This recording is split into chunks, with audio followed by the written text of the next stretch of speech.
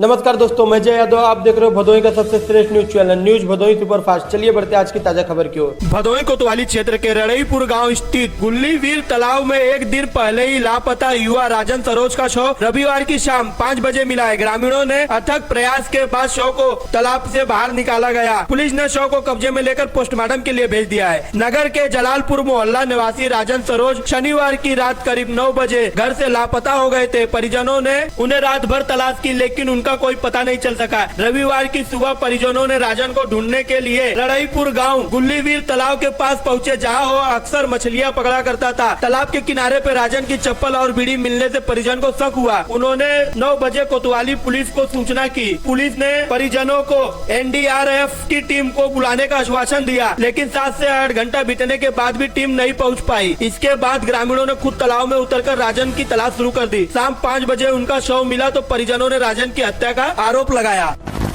भदोही जनपद के गोपीगंज थाना क्षेत्र के इब्राहिमपुर गांव में शनिवार की शाम लगभग 8 बजे एक सड़क हादसे में 48 वर्षीय भीम हरिजन की मौके पर मौत हो गई। भीम हरिजन ने पेशी से राज्य मिस्त्री है और उनके दैनिक कार्य के बाद सेम राधा इब्राहिमपुर मार्ग से लौट रहे थे। जानकारी के अनुसार जब हरिजन इब्राहिमपुर स्थित सरकारी शराब की दुकान के पास पहुंचे, तभी तेज रफ्तार वाहन ने टक्कर मार दी। टक्कर लगने से वह मौके पर ही गिर गए और उनकी मृत्यु हो गई। घटना के बाद ग्रामीणों ने भीड़ घटनास्थल पर जमा हो गई। सूचना मिलते ही गोपीगंज थाना पुलिस तुरंत मौके पर पहुंची। पुलिस ने शव को कब्जे में लेकर आवश्यक कार्रवाई करना शुरू कर दिया है। पोस्टमार्टम के लिए भेजने की तैयारी कर रही है।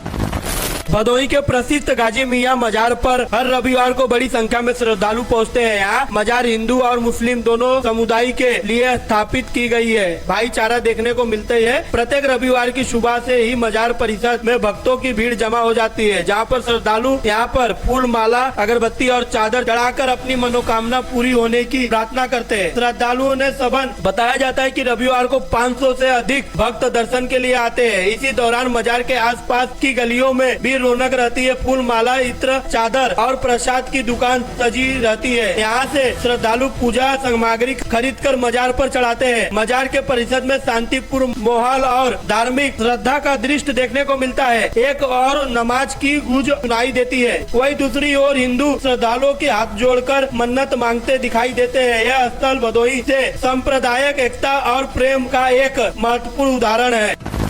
भदोही के औराई कोतवाली क्षेत्र में एक सड़क हादसे में 2 वर्षीय बच्चे की मौत हो गई है। बच्ची अपनी मां की गोद में थी, तभी एक अज्ञात 4 पहिया वाहन ने उसकी बाइक को टक्कर मार दी। हादसे के बाद बच्चे की मां और बहन का लड़का भी गंभीर रूप से घायल हो गया। यह घटना औराई कोतवाली क्षेत्र के महाराजागंज विक्रमपुर पेट्रोल पंप के पास नेशनल हाईवे पर हुई है। गोपीगंज कोतवाली के मदनपुर निवासी राजकुमार अपने 2 वर्षीय बेटा शिवांशु और बहन के लड़के शिव कुमार के साथ कछवा बाजार मिर्जापुर से दवा लेकर लौट रहा था। नेशनल हाईवे पर चढ़ते समय पीछे से आ रही एक 4 पहिया वाहन ने उसे बाइक को टक्कर मार दी। टक्कर इतनी भीषण थी कि मां राजकुमारी की गोद में उछलकर शिवांश दूर डिवाइडर से जा टकराया, जिससे मौके पर ही उसकी मौत हो गई। हादसे के बाद राजकुमार का हाथ टूट गया है और शिव कुमार का पैर फ्रैक्चर हो गया है।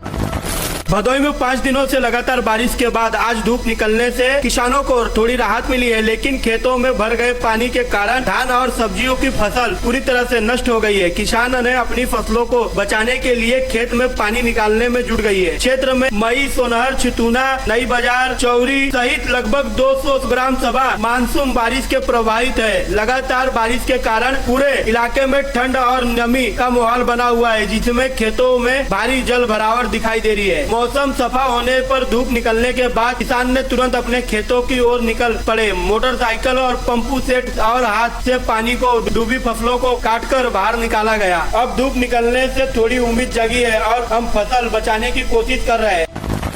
अगर आपको हमारी वीडियो पसंद आती है तो हमारे टीम का हौसला बढ़ाइए और हमारे चैनल को YouTube पे सब्सक्राइब करें और Facebook को फॉलो करना ना भूलें और साथ में बेल आइकन को भी दबाएं।